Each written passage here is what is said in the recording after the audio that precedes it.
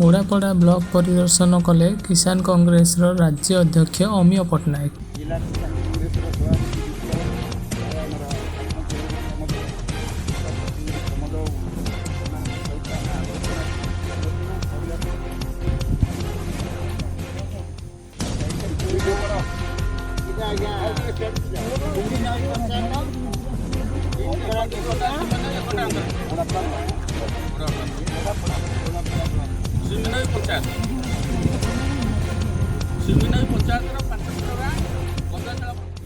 सांबादिक सम्मेलन में ओडापड़ा कथा स्वतंत्र भाव में आलोचना हो एवं